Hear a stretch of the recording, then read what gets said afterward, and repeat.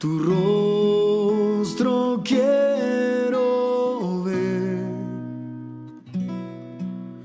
cuando en mí tu mirada está, tu gracia abunda en mí. Hoy estamos ante los ojos de nuestro Señor, la comunión de los hermanos, para traer lo que el Señor nos ha proveído como iglesia, no por la voluntad de hombre, sino por lo que el Señor nos ha manifestado en el diaconado y con los hermanos. El Señor nos puso tomar las cartas que hemos venido tratando, ¿verdad?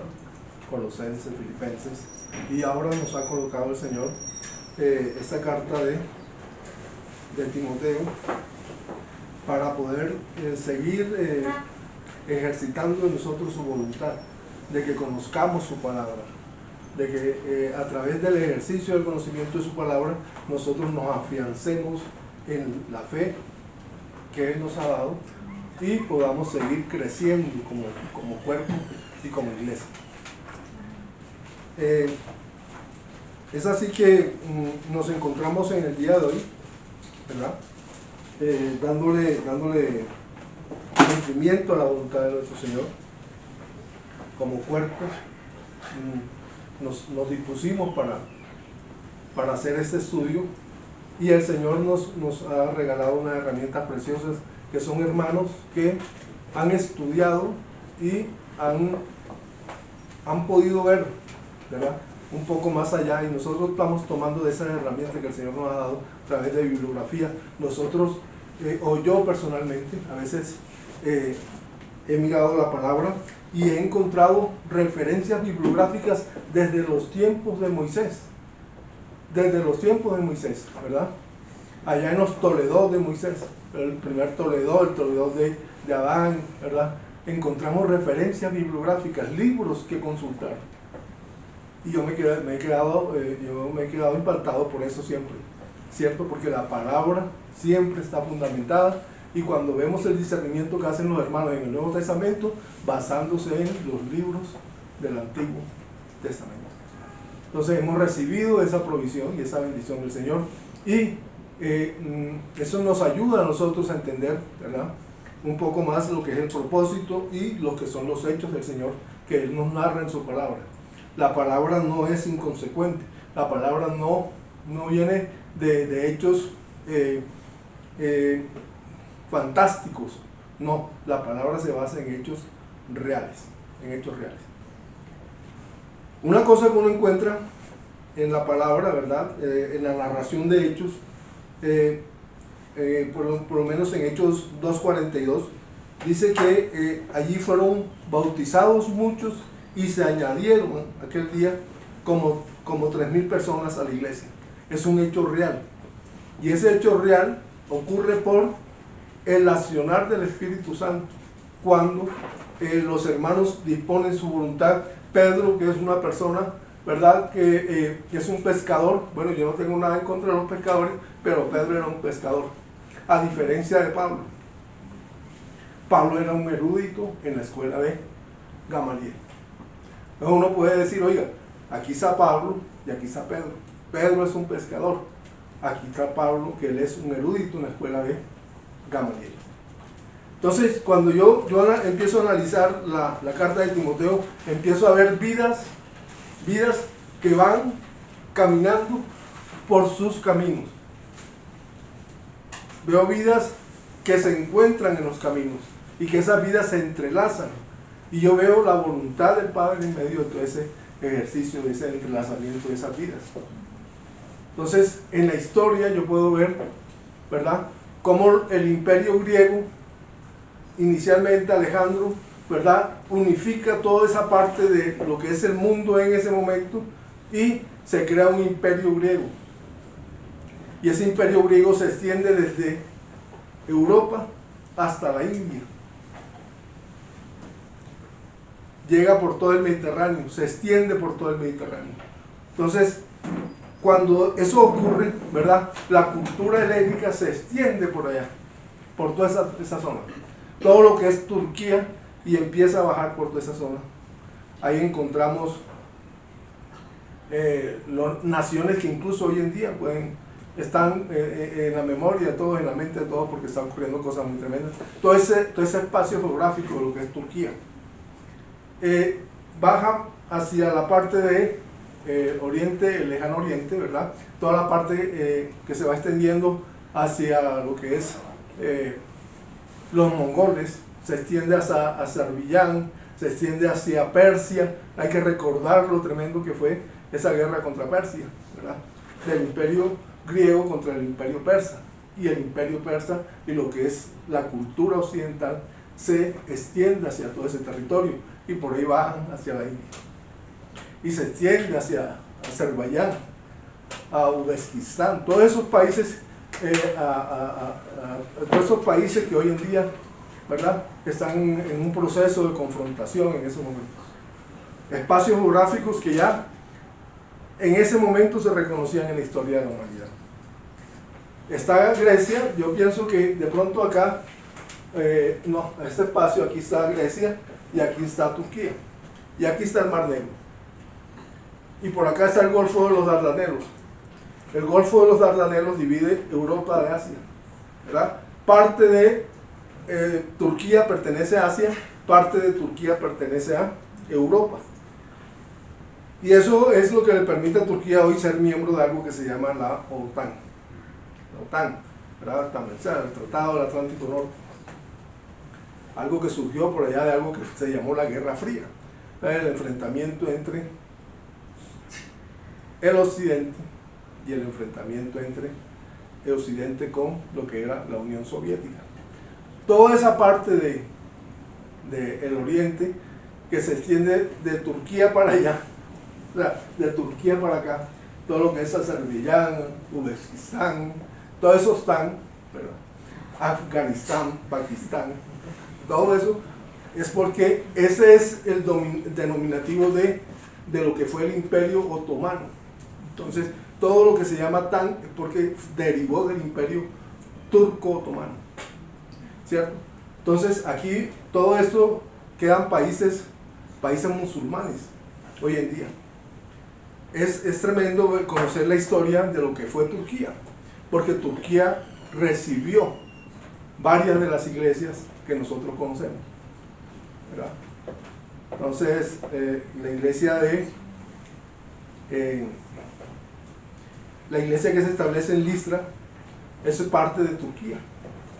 La iglesia que se establece por acá hay una iglesia que es Esmirna.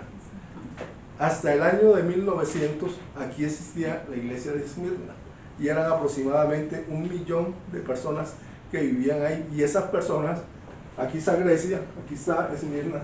Entonces, cuando el imperio de Alejandro se extiende por toda esa zona, los griegos quedan ubicados en toda esta parte de acá, geográfica, y ellos quedan con sus costumbres y quedan con su religión. Ellos son cristianos. Cuando en el año 1900 surge un liderato en Turquía de Kemal, un líder de los turcos, él decide unificar a Turquía. ¿Por qué es eso de unificar a Turquía? Si Turquía, el Imperio Otomano era un país, porque resulta que el Imperio Otomano toma muchas poblaciones y las lleva aquí, de diferentes partes. Lleva muchas poblaciones, y esas poblaciones con sus creencias religiosas quedan incrustadas en el corazón de Turquía. De ahí vienen los kurdos, por ejemplo, una población que no es turca, una población que no es árabe, es una población que queda incrustada aquí en medio de ese imperio. Y ahí vienen esas dificultades que hoy podemos ver, que se generan guerras, violencia, y más guerras y más violencia. Cuando ese imperio otomano se deshace, entonces lo que queda es un liderato allí. O sea, el imperio otomano se extiende desde acá, desde el Mediterráneo hasta Rusia. Entonces hay que imaginarse cómo era ese imperio otomano, ¿verdad? Que aquí estuvo a punto de meterse cuando el imperio romano de Occidente se desmorona, entonces aquí estuvo a punto de ser conquistado por el imperio bizantino, que se llamó en su momento. Estamos acá entonces discerniendo eso. ¿Por qué? Porque yo veo ese desarrollo de la historia para llegar a un momento en que la iglesia como tal empieza a ser edificada, ¿verdad? A ser edificada. Encontramos en el desarrollo de la iglesia, entonces decía yo, vidas que se encuentran, vidas que se encuentran. Entonces tenemos la vida de Pablo y tenemos la vida de Timoteo, que es a donde nosotros nos estamos dirigiendo en ese momento, ¿verdad? Pero eso está inmerso dentro de todo esto, todo este proceso de desarrollo de imperios que caen, el imperio griego cae y surge el imperio romano. El imperio romano mantiene todo esto unificado y eso genera una gran movilidad de las personas allí. Entonces se encuentra uno que Timoteo es hijo de una griega, de un griego y de una judía. Oiga, ¿por qué? Estando por acá está esta parte, por acá está el Mediterráneo, lo que nosotros conocemos, la parte de Italia, por acá está Israel y ahí al lado está Turquía. Y por acá está algo que se llama Listra.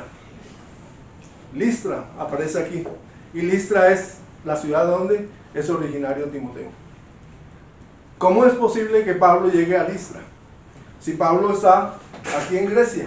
Entonces Pablo en sus viajes misioneros cruza todo el Mediterráneo y se incursiona en lo que se llama el Asia Menor, lo que hoy es Turquía, y llega a estas regiones donde se encuentra la ciudad de Listra. Ahí se cruzan la vida de los dos. ¿Quién es Timoteo en Listra? Entonces, Timoteo es el hijo de una judía creyente, dice la palabra. Dice que es una judía creyente y un griego de esa parte de Asia. Entonces, un griego de esa parte de Asia es como decir un gringo aquí en Santa Marta, digamos, ¿verdad? Una persona que viene de bien lejos de Australia, viene a Santa Marta, algo así. Ese es el encuentro de Timoteo con Pablo. ¿Qué estaba haciendo Pablo? Pues Pablo ya ha vivido todo un cambio en su vida, ¿verdad? Recordemos que Pablo está en Jerusalén, digamos que Jerusalén está acá, cuando cuando apedrean a Esteban. Pablo, furioso, perseguidor de la iglesia, dice: yo fui testigo, yo participé del asesinato de Esteban. Estando él en eso, ¿verdad? Él decide partir para Damasco, sube para Damasco, aquí está Siria, al lado de Turquía está Siria, ¿cierto? Ahí se encuentra Pablo subiendo para Damasco y el Señor lo encuentra allí y le dice: Pablo, tú me estás persiguiendo. Y Pablo en ese momento es contrastado contra la evidencia que le está persiguiendo a la iglesia del Señor, persiguiendo a los del camino. Furioso Pablo coge y apalea a la gente, los maltrata. Entonces esa es la vida de Pablo en ese momento. Pero Pablo va hacia donde el Señor lo va a llevar en ese caso. Él lo toma, sí, allá hebreos, ¿verdad? De la tribu de Benjamín, todo eso que era Pablo, perseguidor de la iglesia, primero perseguía a la iglesia, es tomado por el Señor, y todo ese conocimiento que Pablo tiene, el Señor se lo ha revertido para mostrarle la realidad de lo que es la voluntad de Él en la vida de las personas. Y Pablo recibe esa voluntad. La recibe del Padre, ¿verdad? A través de su Hijo Jesucristo. El Señor lo encuentra y lo contrasta allí en el camino de Él hacia Damasco. Él va en su propia voluntad, avanzando hacia Damasco, persiguiendo a la iglesia. No contento con lo que había hecho ya en Jerusalén, matando a los hermanos en Jerusalén, Él quiere ir allá a Damasco, con carta de los principales para ir a las sinagogas a perseguir a sus hermanos. ¿Dónde está Timoteo?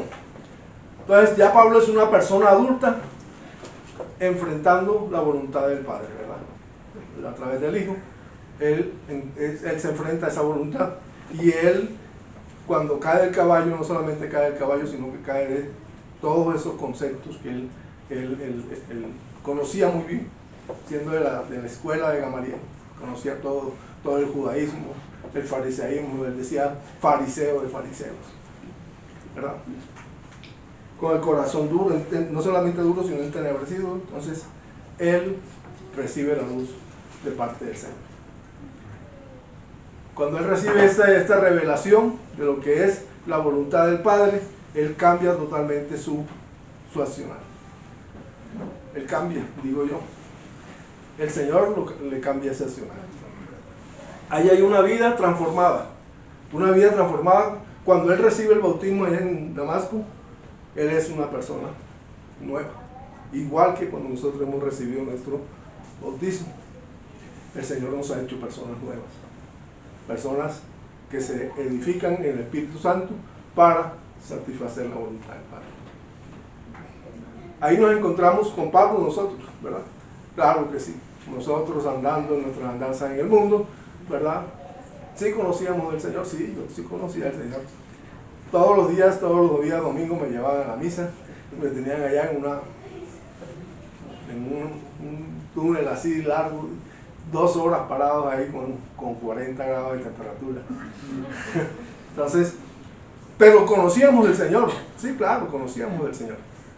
Pero nosotros no le dábamos el valor que la palabra del Señor tiene en nuestras vidas, hoy que hemos recibido el bautismo y con el bautismo la revelación que el Señor quiere que nosotros tengamos de su palabra. Bueno, está Pablo, que ya es una persona adulta, y en Listra se encuentra Timoteo, ¿verdad? Que es un joven. Timoteo es un joven. Pero ¿cómo es ese joven que se encuentra en Listra? ¿Cómo es ese joven que se encuentra allá? Es un joven de una familia que no pareciera ser muy funcional, ¿verdad? Una judía creyente con un griego. Pero si uno lee, allí dicen que Timoteo en Hechos 4:16, en Hechos 16,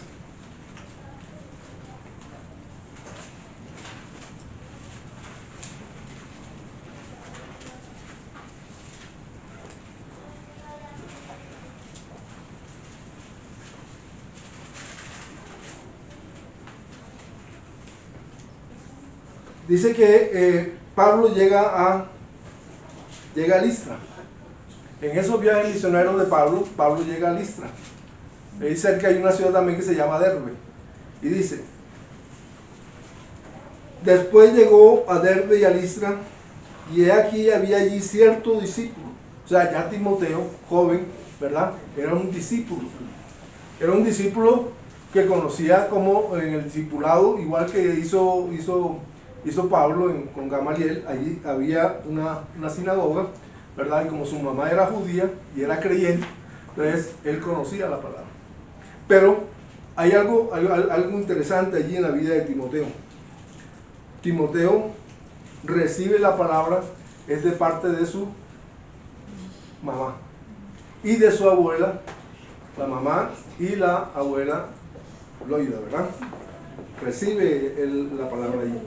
Eso es en cumplimiento de algo que dice en Deuteronomio la palabra. Allá en Deuteronomio, a los judíos, ¿verdad? A los judíos se les enseñaba la palabra.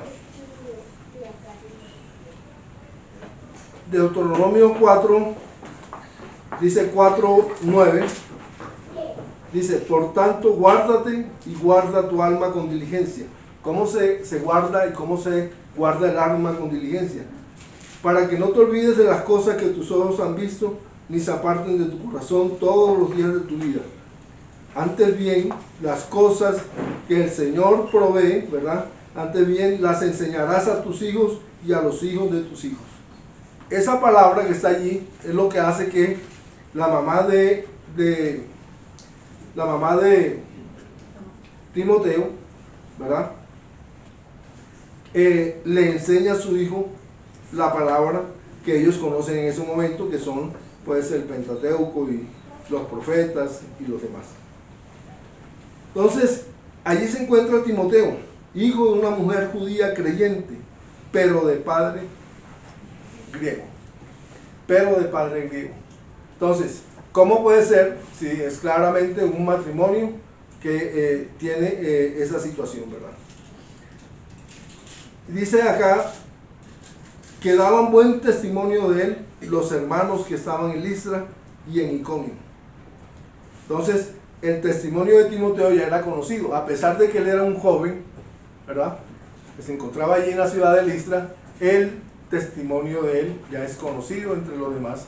Ya él expresa, ¿verdad?, el conocimiento que él tiene de la palabra, y eso hace que Pablo se fije en él como una persona que él anhelaría tenerlo como su discípulo. Y ahí empieza ese relacionamiento, ahí donde se cruzan esas dos vidas, ¿verdad? La vida del apóstol, cuando ya ha recibido del Señor, en el encuentro en Damasco con el Señor, ha recibido ya revelación del Espíritu Santo, y entonces se encuentra con un joven que es un joven valiente, que es un joven que conoce la palabra, que actúa con consecuencia de la palabra, y entonces recibe Pablo el buen testimonio de los hermanos que estaban en Listra acerca de Timoteo. Quiso Pablo, dice en el versículo 3, que éste fuese con él, y tomándole, le circuncidó por causa de los judíos en aquellos lugares, porque todos sabían que su padre era griego, ¿cierto? Entonces, como para cumplir una formalidad, Pablo actúa en consecuencia para que el entorno judío, ¿verdad?, pueda recibir a Timoteo a través de esto que se hizo allí de la circuncisión. En ese caso, allí se juntan las dos vidas de estos dos hermanos, ¿verdad?, para poder ejercitar lo que el Señor había ya de una manera predeterminada de establecer para ellos como el testimonio de la iglesia que ellos le estaban dando a los hermanos.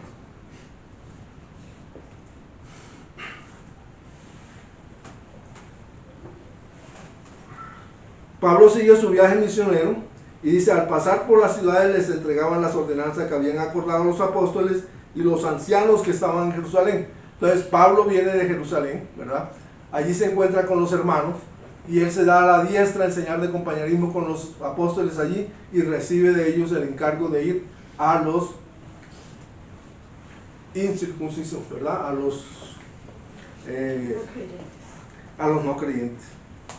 Así que las iglesias eran confirmadas en la fe y aumentaban en número cada día. Cada día. Esto hace que el ejercicio del discipulamiento se inicie cuando Pablo recibe a Timoteo. Entonces, fíjese que es una obra preciosa del Señor, que el Señor va haciendo en el tiempo. No es una obra relámpago, es una obra que se va ejercitando cuando el apóstol recibe al joven discípulo, y en ese ejercicio Timoteo se discipula con Pablo, ¿verdad? Se hace discípulo de Pablo. Ese es el caso entonces de el hermano Timoteo y el hermano Pablo, que empiezan a hacer esa obra misionera, ese trabajo que el Señor les encomienda a ellos para poder ellos así avanzar en la obra misionera. Gracias. Eso es precioso para nosotros, porque allí se da un reconocimiento de lo que es la obra del Señor.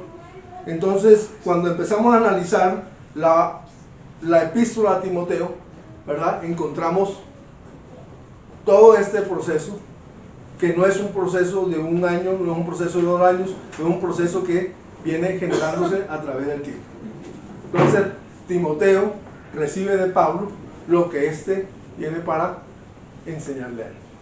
Pablo ya es un apóstol. Cuando el Señor reconviene a Pablo, le da una misión. Entonces, esa misión hace que Pablo sea un apóstol del Espíritu Santo. Un apóstol del Señor allí, ¿verdad?, a través del Espíritu Santo. Esa obra es una obra preciosa que se desarrolla en el tiempo. Pablo, apóstol de nuestro Señor. O sea, ya Pablo no es solamente una persona que tiene un conocimiento, sino que además tiene una autoridad. Él es enviado por nuestro Señor Jesucristo para esparcir la palabra, el evangelio, a todos los creyentes en donde se encontrasen. Inicialmente entonces Pablo va hacia Asia y allí empieza a ejercer su ministerio. Allí es donde lo conoce Timoteo, predicando, proclamando la libertad del poder del pecado y perseverando en la enseñanza. Cuando Pablo se encuentra con Timoteo en Listra, ocurre un hecho que es muy significativo para Timoteo. Predicando Pablo el evangelio, Pablo es sometido a un apedreamiento. Pablo es literalmente ejecutado, ¿verdad? Con el apedreamiento que le hacen los judíos allí en Listra. Eso es algo tremendo. Pablo es apedreado y sobrevive porque ellos creen que está muerto y lo dejan tirado allí en esa ciudad, ¿verdad? Lo encuentran allí tirado a Pablo. Esto hace que en el pensamiento, en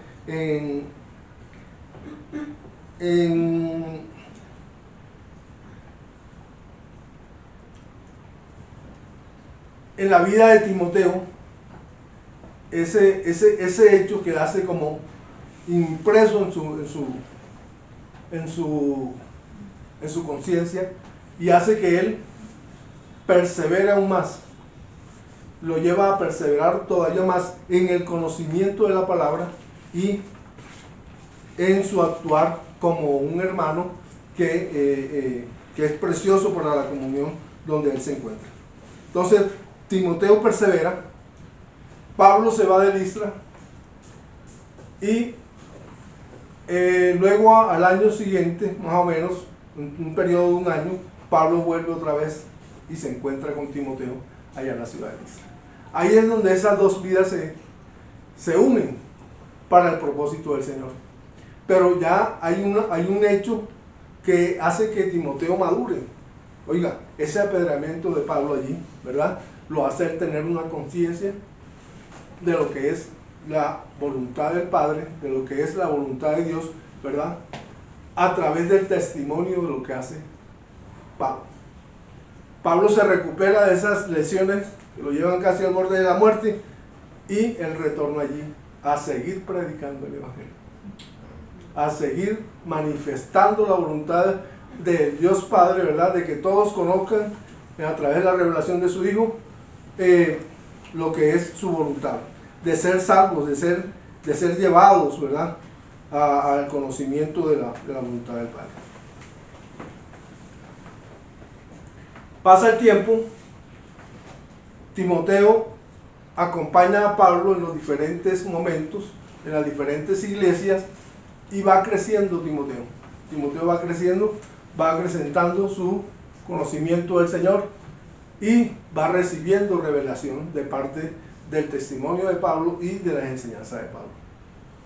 Eso hace que los dos convivan, que los dos tengan un acercamiento muy profundo.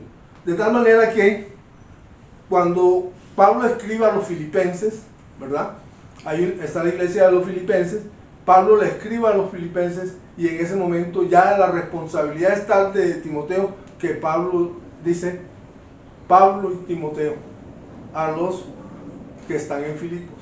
O sea, la responsabilidad ya de Timoteo ha crecido tanto, ¿verdad?, que él lo coloca allí como un referente para los hermanos que están en Filipos. Hay que recordar entonces que esas epístolas, ¿verdad?, tratan la vida del hermano Timoteo cuando él es recomendado por Pablo para ir a la ciudad de Filipos, a la iglesia de Filipos, y allí poder ejercitar su ministerio como obispo. Él es un obispo allí en la ciudad de Filipos, ¿verdad? Ocurre algo que me llama mucho la atención. Cuando Pablo es preso en Cesarea, de allí fue enviado a Roma, ¿verdad? Y Timoteo estuvo allí acompañándolo. Cuando muchos se apartaban de Pablo, Timoteo seguía acompañándolo a él. O sea, hay un crecimiento espiritual y hay un relacionamiento entre los dos hermanos que hacen que el acompañamiento de ellos sea un acompañamiento muy grande, muy fuerte. Es un acompañamiento que es una provisión. Ya Pablo empieza a ver cómo su vida va avanzando en años y ya Timoteo pues es un hermano que ha venido creciendo junto con él. Reconoce Pablo la autoridad que él ve en Timoteo por el conocimiento de la palabra que expresa Timoteo. Timoteo es un hermano que está afianzado en la palabra del Señor. Pablo es liberado. Al ser liberado Pablo, él vuelve otra vez a los viajes misioneros y lleva consigo a Timoteo. Estando en ese viaje, ellos es cuando llegan a Éfeso, en esa segunda vuelta ya de Pablo como misionero. Entonces llegan a la localidad de Éfeso. Allí Pablo no se queda en Éfeso. Oiga, y uno se pregunta, pero si ya Pablo va y visita a los hermanos, ¿por qué él mismo no se queda allí? ¿Por qué él mismo no se queda allí en Éfeso? Sino, él pasa y deja a Timoteo en la localidad de Éfeso. En ese segundo viaje, él deja a Timoteo ahí y él avanza hacia Macedonia.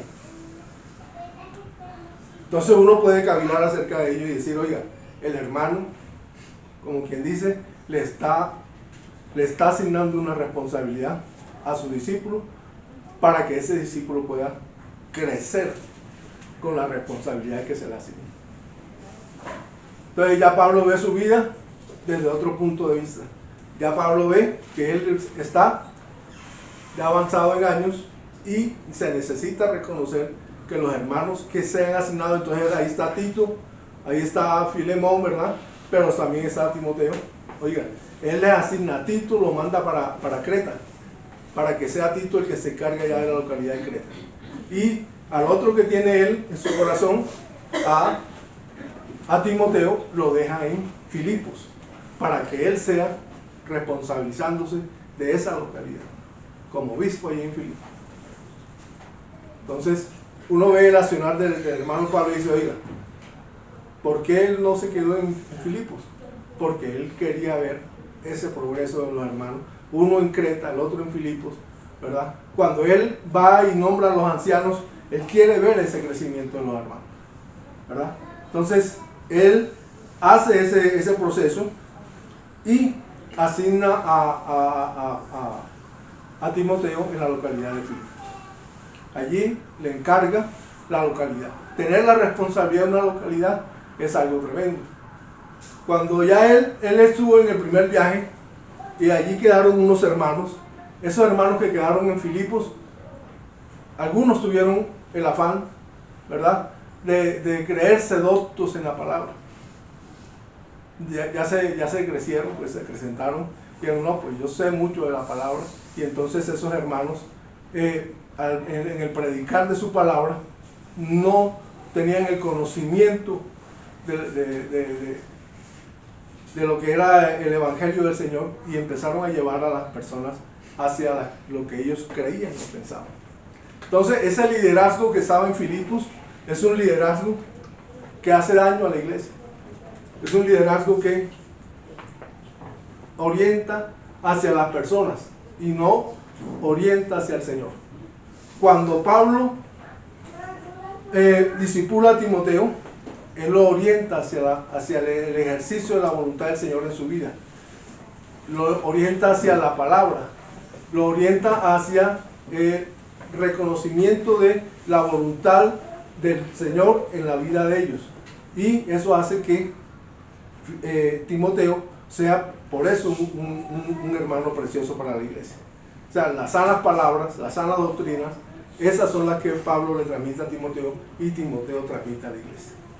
Los hermanos que están en Filipos no están en esa misma disposición. Ellos andan en su carrera por el liderazgo, andan en su carrera por un conocimiento que ellos tienen, pero no es un conocimiento basado en las sanas escrituras. Esto es lo que se establece allí en la localidad de Éfeso. Tenemos un liderazgo que aparta de la palabra, y tenemos el liderazgo de Timoteo, ¿verdad?, que acerca a la verdad de Dios, hacia el conocimiento y el reconocimiento de la voluntad de nuestro Señor Jesucristo en lo que es el desarrollo de la palabra. Entonces, cuando Timoteo se encuentra en Éfeso, allí encuentra muchas dificultades. ¿Por qué? Porque se han instalado ya esas doctrinas de las que avisaba Pablo anteriormente, ¿verdad? Llegarán falsos maestros, falsos profetas, llegarán disfrazados de lobos, maestros disfrazados de lobos. Eso ya está ocurriendo en la iglesia de Éfeso. Entonces, allí ¿qué encuentra Timoteo? Encuentra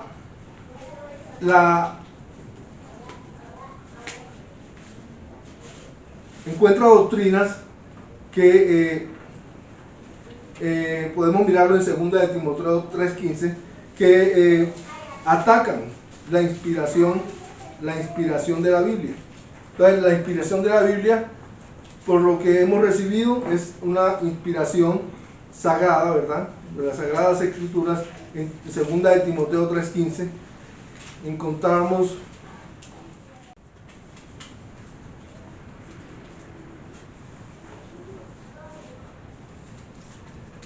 antes, en el 13 nos advierte aquí Pablo, en 2 de Timoteo 3:13, dice: mas los malos hombres y los engañadores irán de mal en peor.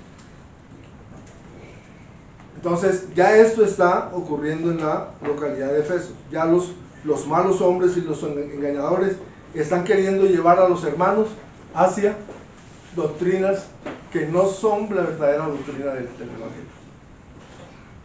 Dice: irán de mal en peor, engañando y siendo engañados.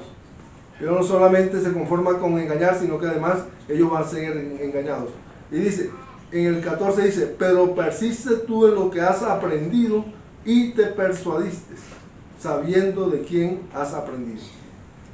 Dice en el 15: y que desde la niñez has sabido las Sagradas Escrituras. Entonces aquí está evidenciándose, ¿verdad?, el hecho de que las Escrituras en las cuales nosotros aprendemos, de las cuales nosotros hemos recibido el Evangelio, son las Sagradas Escrituras. Entonces una vez se lee, y como tiene ese concepto de la Sagrada Escritura, las Sagradas Escrituras. Pero no, esa es la revelación de cuál es el origen de lo que nosotros hemos recibido. Estas escrituras que nosotros estamos tomando en el día de hoy para leerlas son las Sagradas Escrituras. Entonces son la revelación divina, ¿verdad?, a través de esto que estamos recibiendo, de esto que podemos leer, esto que tenemos la bendición de poder leer en el día de hoy. Esas son las Sagradas Escrituras, ¿verdad? Y que eso nosotros debemos recibirlo en nuestro corazón, y eso es lo que tenemos que manifestar. Nosotros tenemos este texto, y este texto es sagrado para nosotros. Esa es una revelación que debe quedar en la iglesia. La inspiración de esto que tenemos acá, hay algo que se llama la alta crítica. La alta crítica surge en el siglo XVIII y se profundiza en el siglo XIX, cuando llegan unos críticos, pues, del conocimiento, y empiezan a relacionar las escrituras con lo que ellos conocen de otros textos y de otras ideologías. Cuando se hace ese estudio y ese reconocimiento de la palabra, entonces ellos empiezan a criticar el origen de la palabra, así como ya lo hacían estos falsos maestros y estos líderes allá en Éfeso, ¿verdad?, que criticaban la palabra. En el siglo XVIII, XIX, XX, XXI, eso se viene profundizando cada vez más. Entonces, esto que ocurre acá es tipo y sombra para que nosotros tengamos esos conceptos bien claros. El origen de la palabra es una palabra que es de origen divino, Sagradas Escrituras. Entonces, eso lo tenemos en nuestro corazón. ¿Qué pasa? Empiezan a decir, por ejemplo, que la línea de tiempo de la epístola de los Efesios no corresponde con lo que está escrito en otras partes. Entonces empiezan a fijarse en el lenguaje y dicen, es que ese lenguaje que se expresa en la epístola a los Efesios es un lenguaje que corresponde más bien a cómo se escribe en el siglo II después de Cristo. Pero la revelación de la palabra muestra que cuando Pablo escribe acerca, por ejemplo, del diaconado, es una cosa que critican allí, que Pablo escribe acerca del diaconado, ¿verdad? Él ve la funcionalidad del diaconado y por eso esto lo llaman una epístola pastoral, porque esa epístola es para los pastores de la iglesia. Entonces, cuando Pablo describe a los diáconos, a los obispos, los describe de una manera tal que él se está dirigiendo a dos personas. En una es Tito y la otra es Timoteo. Tito y Timoteo son dos personas cercanas a Pablo. Oiga, que él los ha discipulado. Entonces, cuando él les escribe a ellos, ya ellos tienen un conocimiento. Entonces, cuando Pablo habla con ellos, habla con personas que él sabe que conocen cuál es el direccionamiento que les está dando. Entonces, cuando critican la epístola de los Efesios, no, la carta a Timoteo, entonces critican el hecho de que Pablo, cuando habla, no utiliza los términos que habitualmente él utilizaría en otras epístolas. Eso hace que, ¿verdad? Cuando se analiza bien el tema, oiga, él está hablando a dos personas conocedoras de la palabra, que conocen profundamente, que se relacionan profundamente con él, y entonces el hecho de poder impartir esas instrucciones que él está enviando personales a los hermanos, ¿verdad? Son palabras que él está manifestando para poder dejar en la vida de la iglesia, poder dejar como la manifestación de lo que es, porque están los obispos, están los diáconos, pero también lo que va a ser más adelante el desarrollo de la historia de la iglesia. Entonces, el diaconado, el obispado, ¿verdad? Es algo que se establece desde el inicio de la iglesia y se profundiza ya más adelante cuando los líderes empiezan a ser nombrados de una manera más institucional por la iglesia, ¿cierto? Cuando ya los primeros líderes cristianos pasan, entonces ya se queda establecido las iglesias y su estructura, pues, que se ha establecido ya con anterioridad. Entonces están los obispos y están el diaconado, ¿verdad? Yo no puedo profundizar en ese momento más porque yo solamente estoy haciendo la panorámica de lo que es la epístola, porque si no, entonces los demás hermanos se van a quedar. Es que, bueno, eso también quiero comentárselo. Resulta que esta es la entrada a las epístolas, ¿verdad? La primera y segunda de Timoteo. Entonces los hermanos van a profundizar más esos conceptos de los cuales ahora me estoy refiriendo. Entonces, por eso es que no tomo los versículos y empiezo a desarrollar los versículos, porque los hermanos lo van a hacer. Contexto histórico. Exactamente, contexto histórico y en ese momento, ¿verdad? ¿Cómo es el proceso del reconocimiento de la iglesia? Entonces, aquí queda establecido en este versículo, ¿verdad? Que desde la niñez has sabido las sagradas escrituras. Entonces, lo que ha estudiado Timoteo, que era la parte del Antiguo Testamento, nosotros lo recibimos, y con el Nuevo Testamento, esas son las sagradas escrituras de las que nosotros tomamos para poder ser edificados.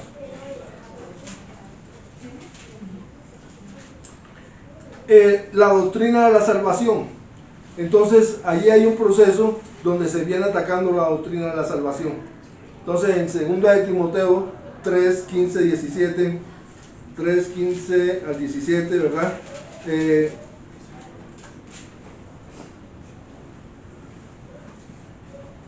En el mismo 15, 3, 15, dice, y que desde la niñez has sabido las sagradas escrituras, las cuales te pueden hacer sabio para la salvación por la fe que es en Cristo Jesús.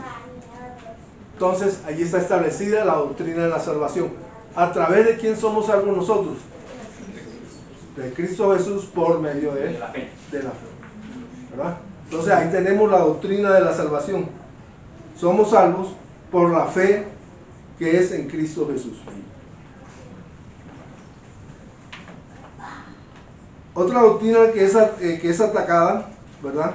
Bueno, si podemos leer un poquito en Romanos 6:35, ahí encontramos lo que es el bautismo, ¿verdad? Romanos 6, 3 al 5, del 3 al 5. Dice, ¿o no sabéis que todos los que hemos sido bautizados en Cristo Jesús, hemos sido bautizados en su muerte?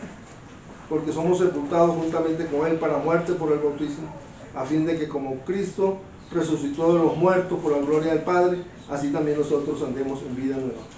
Entonces, por medio del bautismo la salvación, pero también por medio del bautismo, ¿verdad?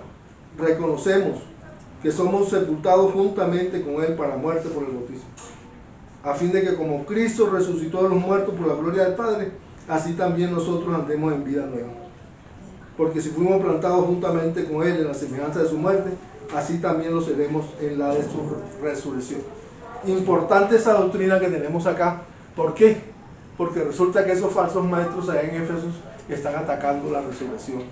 Dicen que no hay resurrección de muertos. Entonces, es necesario que tengamos claro que a través del bautismo recibimos la salvación, pero también a través del bautismo recibimos esta doctrina de salvación, ¿verdad? De resurrección de los muertos. Así también lo seremos en la de su resurrección. Entonces, cuando atacan la resurrección de nuestro Señor Jesucristo, están básicamente diciendo que no hay resurrección. Y si no hay resurrección, entonces el sacrificio de nuestro Señor Jesucristo ha sido en vano. O sea, son cosas que son así, son unas líneas que uno encuentra allí, pero esas líneas que uno encuentra allí básicamente están atacando, ¿verdad?, los principios de la fe cristiana. Entonces, eso vamos a encontrar allí en Éfeso. Sombra de lo que es hoy en día. Sombra de lo que es hoy en día. Hoy en día la fe está siendo atacada por todos lados, ¿verdad? Entonces, eso que se viene desarrollando a través de los tiempos, ¿verdad? Toda esta ideología que hoy en día parece como algo tan... uno le da risa, pues, cuando empiezan a hablar y cuando empiezan a decir, no, es que tenemos que ser todos inclusivos y tenemos que ser, aceptar todo. Cuando nos empiezan a decir que tenemos que aceptar todo y nosotros empezamos a ceder, entonces ya empezamos a perder la batalla por las cosas que son importantes. Cuando empezamos a recibir la crítica y nos empiezan a decir que somos dogmáticos y que somos retrógrados, ¿verdad? No es algo que sea solamente porque sí, sino que con esa crítica es como cuando nos ponen en el esmeril, nos van puliendo, ¿verdad? Entonces, cuando nos van puliendo, nos van suavizando y de pronto en algún momento terminamos aceptando cosas que no tenemos por qué aceptar. Eso es lo que se está evidenciando, ¿verdad? Y esa es la practicidad de leer la epístola a Timoteo, ¿verdad? Encontrar esos ataques y encontrar también que la palabra, las Sagradas Escrituras también manifiestan cuál es la voluntad del Padre y qué es lo que debemos que creer nosotros. Cuando hemos salido a predicar el Evangelio, yo antes de eso pues estaba con una gripa terrible, no pude venir como 15, 20 días. Entonces los hermanos, estábamos reunidos allí y los hermanos dijeron, vamos a predicar, vamos a salir a predicar. Entonces, como yo soy como soy, yo me reconozco, ¿verdad? Yo dije, no, yo no me le digo eso. Porque es que yo soy un parco, yo no hablo. Pasan los días, ¿verdad? Se hace la primera enseñanza acerca de ese tema, de lo que es la evangelización. El Señor empieza a hacer una obra en la vida de cada uno. La palabra aquí no sale vacía. La palabra aquí no sale vacía. Además de eso, pues, el Señor me va moldeando lo que Él quiere y me va diciendo, oiga, póngase las pilas, man. Usted tiene que estar ahí. Le empieza a hablar a uno el corazoncito de uno tiene su corazón. Y yo, desde que he llegado aquí a la iglesia, yo recuerdo un cántico, recibí un nuevo corazón del Padre. Corazón regenerado, corazón inspirado por Jesús, ¿verdad? Y eso cada vez se va haciendo más vida en la realidad. Eso no es un cántico. Cuando hemos recibido la enseñanza del hermano Gino, nos decía, disciernan la alabanza. Y cuando usted discierna la alabanza va a encontrar enseñanza para su corazón. Pero va a ser una enseñanza que va a ser como un viento suave, ¿verdad? Va a ser como algo delicioso que usted va a ir, usted por su propia cuenta va a ir asumiendo esa enseñanza, ¿sí? Entonces, cuando usted recibe la enseñanza a través de la alabanza, esa enseñanza redarguye tanto más como toda la palabra que el Señor nos ha regalado durante tanto tiempo. Con los hermanos. Recibe un nuevo corazón del Padre, corazón regenerado, corazón que es inspirado por Jesús. Esa es una enseñanza que el Señor me va dejando en mi corazón. Cuando los hermanos han empezado a enseñar la primera enseñanza, la segunda, no, es que vamos a salir ya, ¿verdad? Vamos a dar la enseñanza y salimos a evangelizar, pero el Señor puso un freno de mano allí. No, vamos a hacer otra enseñanza y vamos a salir a evangelizar con la segunda enseñanza. No, vamos a decirle a Bus que Bus tiene el toque, el palito para la enseñanza, y se hizo la tercera enseñanza, ¿verdad? Cuando hemos salido a predicar, entonces nos dividimos por grupos, y yo he quedado con Juan Pablo.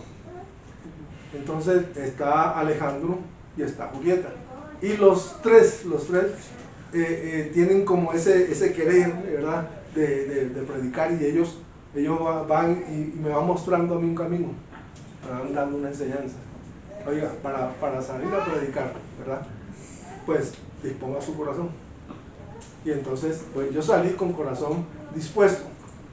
Resulta que íbamos a salir del apartamento y cayeron como una gotona así bien gruesota, ¿verdad? Y entonces el Señor, yo manifiesto lo que el Señor me pone en la boca, y yo digo, Señor, toma tú esa agua, ¿verdad? Toma tú esa lluvia y dispón según tu voluntad, pero permítenos salir. Y se esparció la lluvia, yo pensaba que estaba hablando solo, pero Juan Pablo me escuchó y me dijo, Señor te escuchó, me dio así un toquecito en la espalda y me dijo, Señor te escuchó, mira. Juanpa dijo que tú has dicho como es por tu obra, Señor. Exactamente. Sí. Entonces, oiga, con un corazón dispuesto sale uno y el Señor pues lo va animando y le va mostrando con la enseñanza. No son eruditos pues que vienen a dar una enseñanza. Claro que Gusti tiene experiencia. Y él nos mostró un camino y eso nos animó, ¿verdad? Y salimos.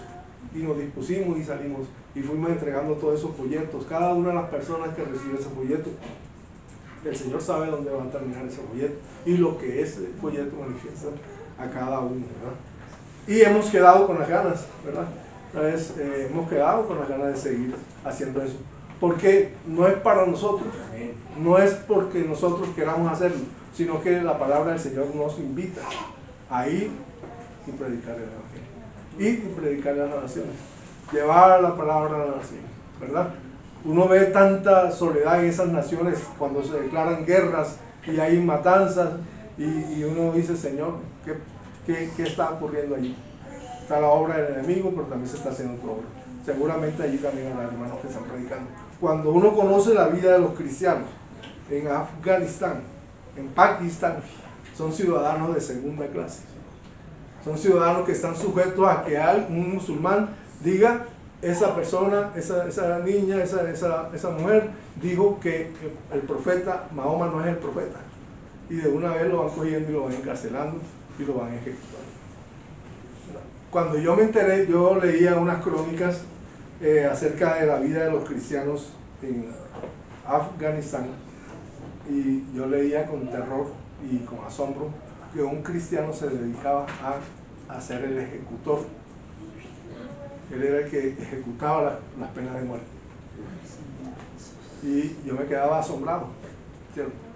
Son ciudadanos de segunda y los ponen a hacer las cosas que nadie más quiere hacer. Y son como esclavos de los musulmanes. Ellos no pueden expresar su opinión.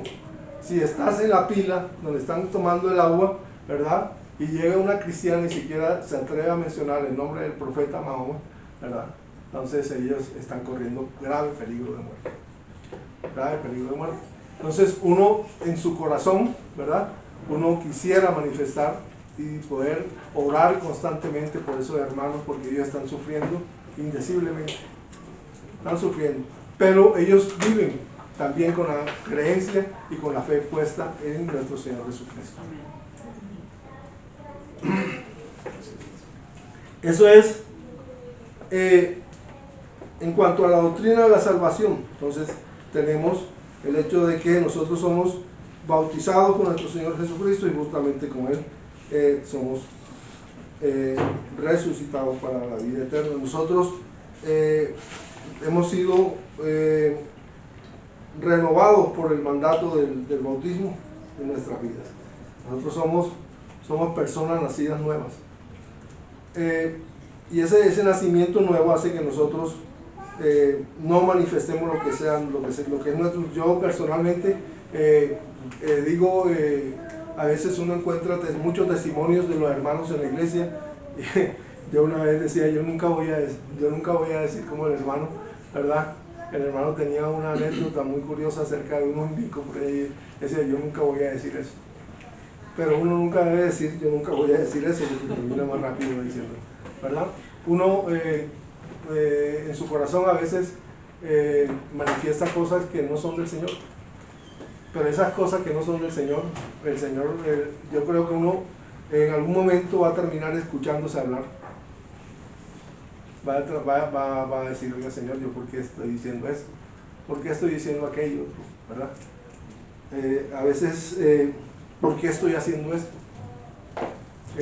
En mi accionar, como yo soy instructor del SENA, entonces uno encuentra tantas circunstancias y uno a veces dice, ¿será que yo soy cobarde? Pero están esas limitaciones que le ponen a uno con las leyes. Pero aún así, con todas esas limitaciones, oiga, uno ve de todo ahí. Son jóvenes y el joven en su relativismo vive su vida como joven. Y no, yo no estoy haciendo nada y es que yo soy así y es que yo creo y es que yo pienso y yo actúo así y ese es mi accionar. Y usted no me puede venir a decir aquí qué tengo que hacer, porque usted me está juzgando, usted me está sometiendo al bullying, usted me está sometiendo a la burla, ¿sabes? Hasta el mínimo detalle a veces uno se queda asombrado porque yo a veces lo regaño. Y yo me repito una y mil veces. Oiga, no haga eso, no sea tonto, no sea estúpido, no sea bobo. Si le cogen y le graban un regaño de eso de su muchacho, a ustedes lo van a sancionar. Pero yo les digo, no sabe, es que tenemos un reglamento. Oiga, si yo cojo una hoja y pongo un llamado de atención por escrito, eso es el reglamento, la aplicación del reglamento. Faltó a clase, llegó tarde, no cumplió, el uno encima del otro, el otro allá poniendo música, le entrega uno el computador y al minuto ya están jugando o están viendo videos. O sea, uno lo va a hacer así cuando allá está el otro viendo un video, allá está el otro jugando cartas, allá está el otro haciendo ese y aquello, allá está el otro con el otro, allá está la otra. Oiga, tal, y reacciona uno y a veces esas reacciones a mí me pueden hacer prácticamente un disciplinario allí porque los regaño, ¿cierto? Los regaño. No debería serlo y cada vez que lo hago digo, no debería serlo, Señor, no debería serlo. Y como yo tengo la voz tan suave, esos regaños son regaños. Pero a veces lo digo públicamente y se lo digo a ellos, ¿sabe qué? Yo debería hacerles 2 llamados de atención, llevarlo a un comité y hacer que me expulsen de aquí. Entonces está lo que es el proyecto de vida de ellos, la esperanza, no solamente de ellos, sino también de los papás. Ellos viven su vida licenciosamente, no les importa nada aparentemente, ¿cierto? Y uno se encuentra en esas circunstancias, en medio de esas circunstancias, y uno viendo al uno con el otro, entonces uno, oiga, ¿sabe qué? Ahí póngase por allá, y entonces vienen las peleas, entonces van y le dicen allá al coordinador, es que no queremos más por decir. Pero yo acepto eso, y también acepto mis limitaciones, ¿verdad? Oiga, a veces la enseñanza es tan difícil cuando por ejemplo uno tiene que enseñarle a un aprendiz, oiga, uno cree que todo el mundo tiene un computador en su casa. Y como todo el mundo tiene, uno cree, se imagina eso. Oiga, por lo menos ahí en el colegio tuvo que haber cogido un computador y en algún momento alguien tuvo que haber indicado, oiga, shift igual. Y uno a veces les dice, hagan shift igual y copien.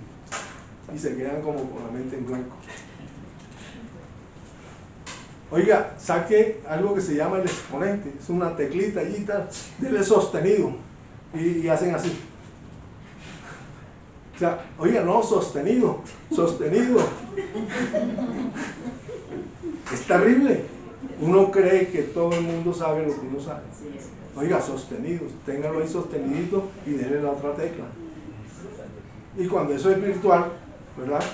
Esas cosas son de uno allá, sostenido, y el otro ya no sabe qué hacer. Y oye, ¿cómo vamos a hacer una fórmula que se necesita elevar al exponente si el niño ni siquiera sabe sacar ese exponente? Esas cosas hacen que la labor de uno, ¿verdad?, tenga que ser, y a veces se me va la mano en ser suave porque no los reporto, no los hago que los echen, no les hago hacer el comité, pero en eso también hay disciplina, ¿verdad? Cuando aquí los hermanos han venido y han manifestado, ¿verdad?, una exhortación, y a mí me ha llegado a mi corazón, oiga, yo no tengo por qué voltear el corazón de mi hermano, yo lo que tengo que recibir, ¿verdad? Así como el alumno recibe el regaño y recibe la instrucción y aprende a hacer el chip sostenido, uno también debe hacer su corazón sostenido para querer y acercarse más a los hermanos. Nosotros, ¿cuál? Pablo con Timoteo, después de 9 años, después de 10 años de estar juntos, ¿verdad? Pablo puede decir de Timoteo, él es una persona conforme al corazón del Señor. Él es una persona que transmite la palabra, la esencia de la palabra, la verdad de la palabra, él la transmite, ¿verdad? Es un hombre conforme a la voluntad del Señor. Y él es encomendado para ser obispo de Filipos y para enfrentar todo esto que se mueve en Filipos. ¿Por qué? Porque él recibe la responsabilidad, asume la responsabilidad y él no anda con tibiezas, él va y habla lo que el Señor le coloca en su corazón. Es la enseñanza que deja, ¿verdad?, la accionar de dos vidas que se complementan. Una vida que ya está terminando, porque Pablo muere finalmente en Roma, ¿verdad? Y Timoteo continúa con la obra evangelizadora que le enseñó a hacer Pablo. Tito continúa con la obra, ¿verdad? Los hermanos que han sido nombrados en los diferentes diaconados, en los diferentes obispados, ellos continúan con la obra hasta que, como igual que Pablo, ellos son muertos por causa de la palabra, por causa de la fe, ¿verdad? Ellos han sido muertos, han sido sacrificados, todos estos hermanos, ¿verdad?, que Pablo ha dejado asentados como obispo, ellos continúan con su misión y continúan con la obra evangelizadora que nos alcanza a nosotros hasta el día de hoy, ¿verdad? Desde los tiempos entonces antiguos, cuando el imperio griego, cuando el imperio romano se extiende, viene entrecruzándose toda esa historia para que nosotros seamos alcanzados finalmente por el evangelio, por la obra de nuestro Señor Jesucristo, la salvación en el tiempo de la gracia. Estamos en el tiempo de la gracia dándole al Señor, ¿verdad?, todo honor, toda honra para que nosotros podamos perseverar en la fe. Nosotros, como hijos de nuestro Señor Jesucristo, somos hijos de Él, somos hermanos, somos adoptados como, ¿verdad?, como herederos. Nosotros tenemos, igual que Timoteo, una obra que hacer. Me alegra haber podido salir, porque yo decía, yo no salgo a predicar el Evangelio, ¿cierto? Yo no salgo, yo no sirvo para eso. La verdad, pues, yo en esos días andaba también como bajo de tono. Yo decía, Señor, ¿por qué estoy aquí? Porque el Señor le está hablando a uno. Oiga, le está hablando a uno. Cuando le han dicho, hermano, póngase las pilas, ¿verdad? Oiga, usted tiene una labor, así sea una labor pequeña, una labor grande, pero usted tiene una labor dentro de la iglesia. A veces le decimos a los hermanos, hermanos, cuando usted venga a la iglesia traiga cánticos, traiga alabanzas, traiga palabra, porque es que cuando el Señor le habla a usted, de pronto en su corazón, ¿verdad? Usted recibe eso, pero usted está en la comunión de la iglesia, y cuando usted transmite eso que el Señor le ha regalado a su corazón, usted de pronto está alimentando la iglesia, está alimentando a los hermanos con lo que el Señor está hablándole a cada uno, y eso hace que se enriquezca. Entonces cuando aquí aparecen los dones, aquí están los dones, allá están los dones, allá está Manu, ¿verdad? Con los dones que el Señor le ha regalado, está Raulito, vienen y se ponen aquí, ¿verdad? Y ellos llevan, ministran la palabra del Señor. ¿Qué están haciendo? Pues la obra que el Señor nos está manifestando en Primera de Timoteo, ¿verdad? ¿Para qué? Para aquellos hermanos. Timoteo lo recibió como un don. Timoteo, su quehacer, ¿verdad? Se dio a través de un proceso donde se le hizo imposición de manos a Timoteo, ¿verdad? Y eso mucho antes de que él empezara. Ya cuando él empieza su relacionamiento, Pablo le recuerda que tú fuiste un don para la iglesia, y por la profecía que se hizo acerca de lo que él iba a hacer, él recibe esa distinción, dice Pablo. Ha sido designado desde antes de él empezar a ejercer su ministerio. Él ya había sido reconocido por la iglesia a través de la profecía que el hermano hizo acerca del hermano Timoteo. La obra se sigue haciendo, la obra de Timoteo en la iglesia hace que desde el mismo momento de la niñez de él, ¿verdad? Timoteo se le reconoce como ese don que él tiene. Cuando es joven se le sigue ampliando, y los hermanos dan testimonio de él. Entonces la epístola a Timoteo es una epístola preciosa, porque Pablo se sale del modelo que él venía trayendo, y por eso a veces algunos dicen que esas epístolas no son de Pablo, porque Pablo evidentemente tiene que salirse de su modelo para poder manifestarle a personas particulares. Pablo le venía hablando a las iglesias, a los romanos, a los corintios, ¿verdad? A los colosenses, a las iglesias les venía, y de pronto le habla a personas. Y ese cambio de Pablo, ¿verdad? Hace que a nosotros nos llegue la practicidad de lo que es la vida de iglesia en ese momento, ¿cierto? Entonces es precioso lo que hace Pablo, y nos deja ese testimonio para nosotros. Algunos no lo consideran así y atacan entonces la autoría de la epístola y dicen que no, que eso es de otra persona. No es de otra persona, es de Pablo, que nos habla a través de personas acerca de lo que es la vida de la iglesia. Nosotros vamos a continuar y voy a hacer como una especie de panegírico, ¿verdad? Así como una visión general. Entonces, de la epístola, partiendo de Primera de Timoteo 1:3 al 11, ¿verdad? Dice advertencia contra las falsas doctrinas. Esto lo va a tomar un hermano para hacer la exposición, ¿verdad? de ese tema. Después, la verdadera doctrina de Pablo, del 1:12 al 17. Otro hermano va a tomar estos versos y los va a desarrollar. Después del 2:1, ¿verdad? Dice instrucciones sobre instrucciones para la iglesia.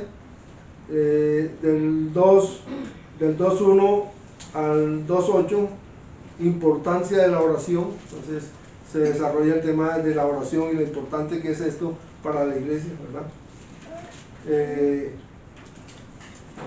La obra mediadora del Señor está allí. El Señor es el único intercesor que tenemos, ¿verdad?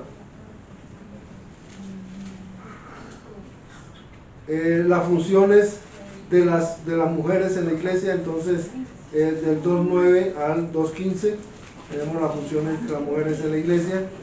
del 3:1 al 13, los requisitos de los pastores, de los obispos, del 3:1 al 13. Luego seguimos la razón de la carta de Pablo, el 3:14 al 16. Tenemos el por qué se escribe esta carta, ¿verdad? Dice que la iglesia, como la iglesia del Dios viviente, columna y baluarte de la verdad. Entonces, esto que nosotros estamos viviendo es la iglesia que el Señor, a la que el Señor le está hablando desde allá, desde el primera de Timoteo hasta este tiempo de hoy, ¿verdad? Columna y baluarte de la verdad. Esa es la iglesia que nosotros hacemos parte. Instrucción respecto a los falsos maestros. Entonces, de la 4:1 al 5 está la descripción de los falsos maestros. Descripción de los verdaderos maestros, del 4:6 al 16. Entonces, allí Timoteo, como buen ministro, instruido en las palabras de la fe y la buena doctrina. En la 16, después sigue instrucciones, deberes hacia los demás, instrucciones o responsabilidades pastorales. Entonces, el obispo como pastor, ¿cuáles son esas responsabilidades del obispo con los demás? Responsabilidades con los que pecan, entonces del 5:1 y 2, en el 5:3 al 16, responsabilidades de las viudas.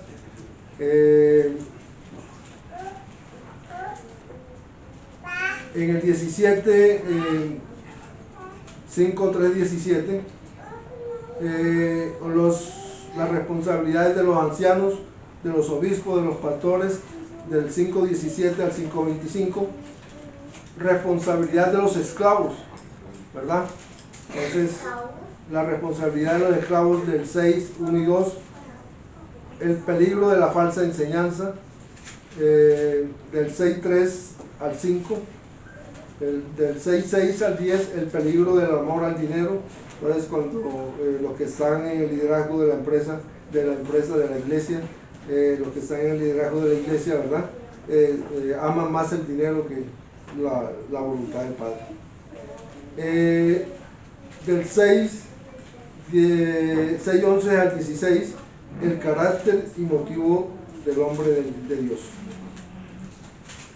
Del 6:11 al 16, el carácter y la motivación del hombre de Dios.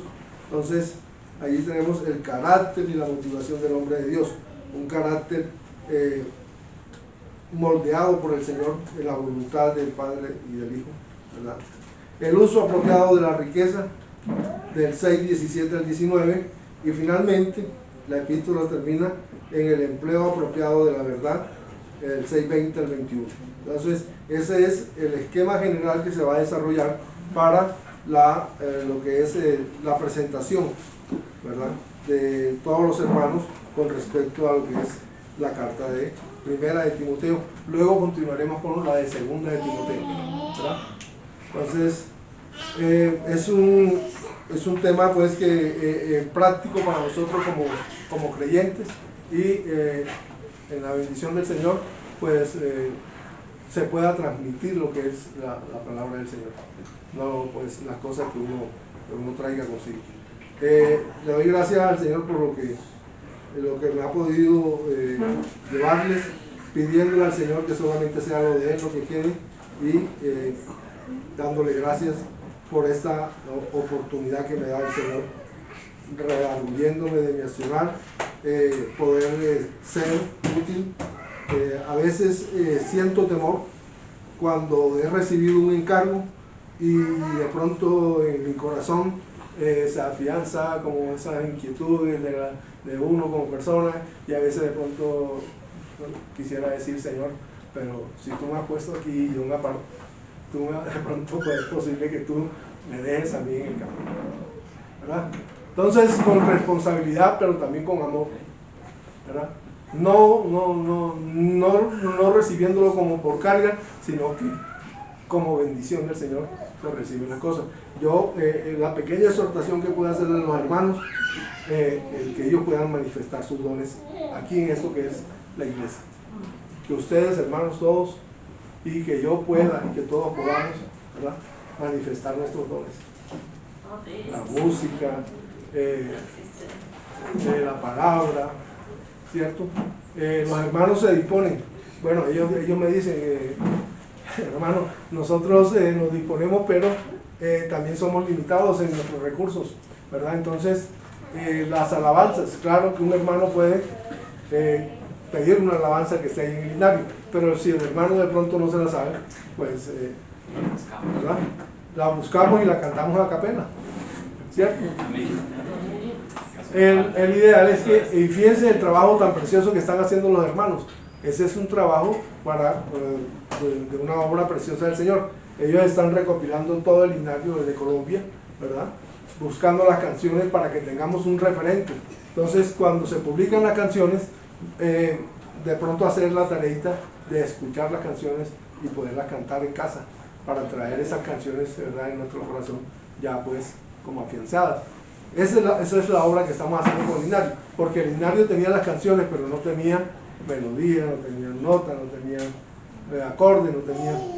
Entonces se hace todo ese proceso, ¿verdad?, un trabajo que viene haciendo lo que es el equipo de la alabanza, y ellos lo transfieren para que ustedes lo reciban.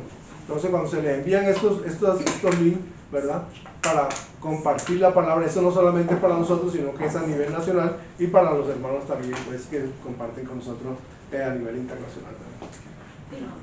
O sea, es un trabajo precioso, es un trabajo a veces pareciera fácil, pero cuando uno los ve trabajando y cuando uno los ve sacrificando su tiempo allá, 10 de la noche, 11 de la noche, entonces uno entiende que eso es un trabajo para el Señor, y que todos pues recibimos ese